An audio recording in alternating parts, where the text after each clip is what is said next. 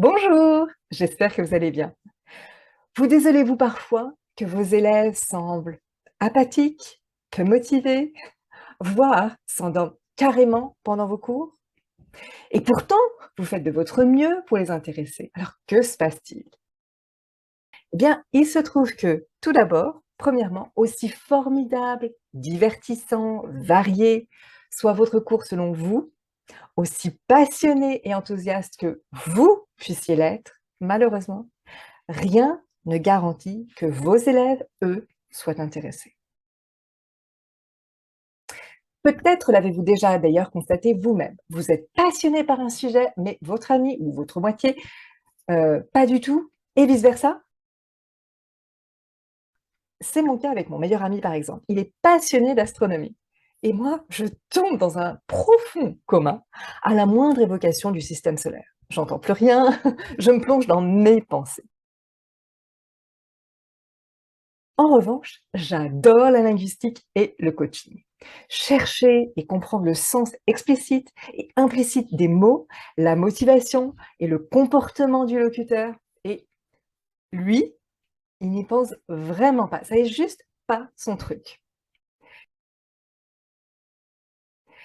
Ce ne sont donc pas les sujets, l'astronomie, la linguistique, le coaching qui sont intrinsèquement intéressants ou inintéressants. C'est le regard qu'on pose sur eux qui est plein d'intérêt ou au contraire, totalement dépourvu d'intérêt.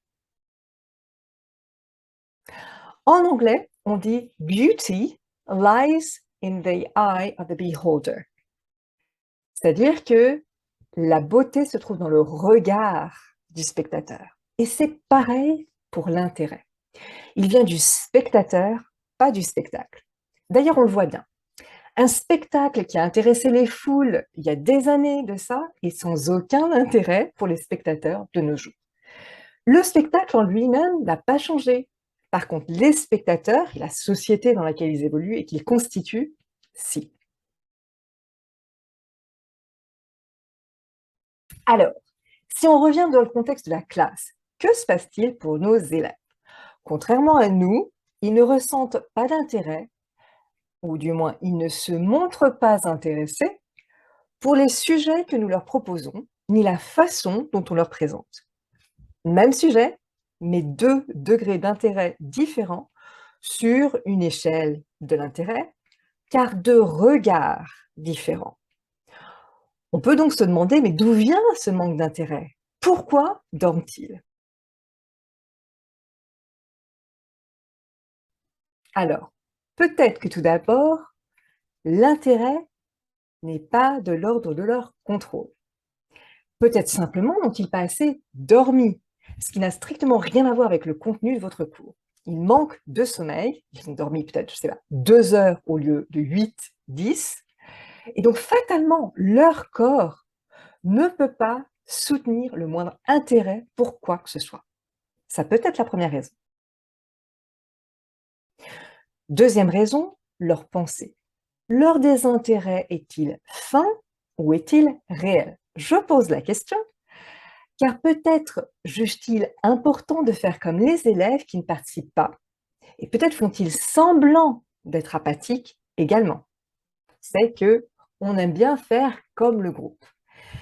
Parfois aussi, on a tendance à globaliser, à généraliser les élèves, ils au pluriel, alors qu'en fait, il s'agit peut-être de certains, et on a tendance à ne voir qu'eux, en oubliant les autres qui montreraient peut-être plus d'intérêt. C'est dû tout simplement au biais de confirmation, l'un des nombreux biais de notre cerveau. Peut-être aussi sont-ils effectivement désintéressés parce qu'ils sont préoccupés soit par une situation familiale, sentimentale, financière, qui n'a rien à voir non plus avec votre cours. Peut-être ont-ils tout simplement décidé de n'éprouver aucun intérêt pour le cours. C'est là ce qui est très important. Comme n'importe quelle émotion, même si c'est inconscient, il s'agit d'un choix. On choisit de se sentir intéressé ou désintéressé. On décide également d'augmenter son intérêt ou de réduire son intérêt. Donc la bonne nouvelle, c'est que ça pourrait évoluer.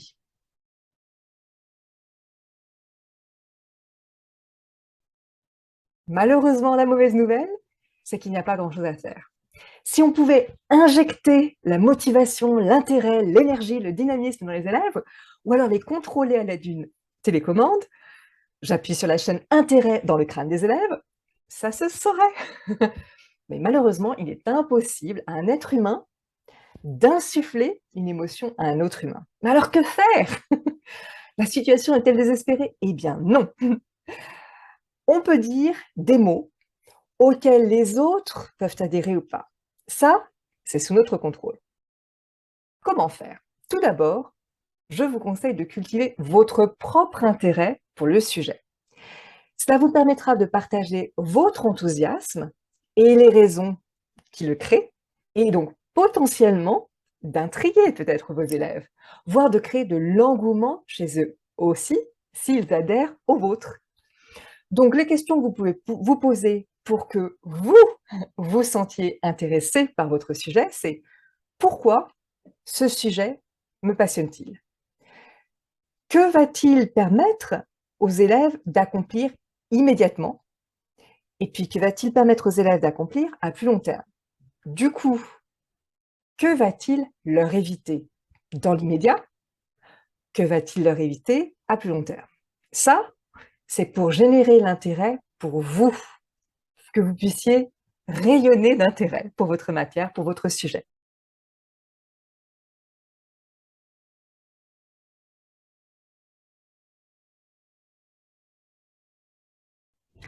La deuxième chose qu'on peut faire, c'est, puisque on sait qu'on n'a pas le pouvoir sur l'intérêt de quelqu'un d'autre, OK, mais ça n'empêche pas d'essayer de se mettre à sa portée.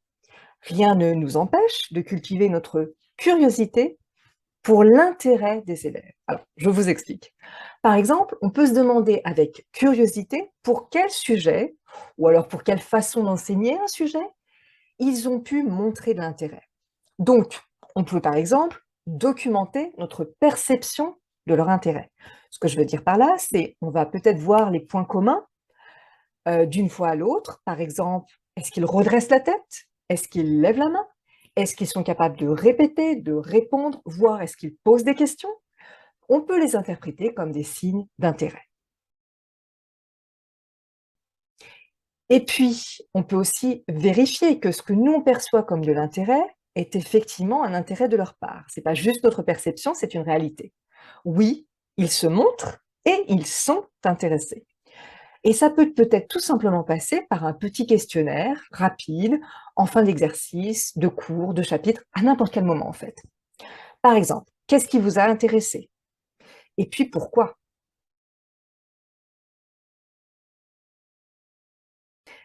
Et puis libre à vous ensuite de tenir compte de ces informations, de les juger pertinentes ou pas. Et peut-être, si ça vous paraît pertinent, d'essayer de renouveler l'expérience, sachant qu'une fois encore, malheureusement, rien ne garantit la réussite. Rien ne garantit que oui, à 100%, vos élèves vont se montrer à nouveau intéressés si on reproduit exactement la même expérience. Quelle est la plus petite chose que vous puissiez faire qui pourrait avoir le plus grand impact et se rapproche le plus possible de leur centre d'intérêt?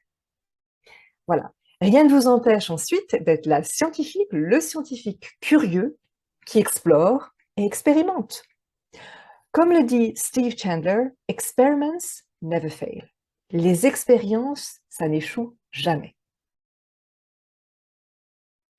Et puis, on peut ajouter à ça ce qu'a dit Nelson Mandela. I never fail. I either win or learn. Je n'échoue jamais. Soit je gagne, soit j'apprends. Alors j'espère que cette vidéo vous a plu, car c'était mon objectif. Ma mission, c'est de contribuer à un monde meilleur. Et ces vidéos en font partie. Si c'est le cas, si vous pensez qu'effectivement ça vous aide, eh bien n'hésitez pas à liker cette vidéo, à vous abonner pour ne plus manquer la moindre vidéo que je fais, voire éventuellement à partager cette vidéo avec quelqu'un d'autre à qui cela pourrait être utile. Si vous avez aussi un sujet que vous aimeriez beaucoup que j'exploite, eh bien, n'hésitez pas à m'écrire nscoaching@outlook.fr. Je serai ravie de vous répondre. À très bientôt. Bye bye.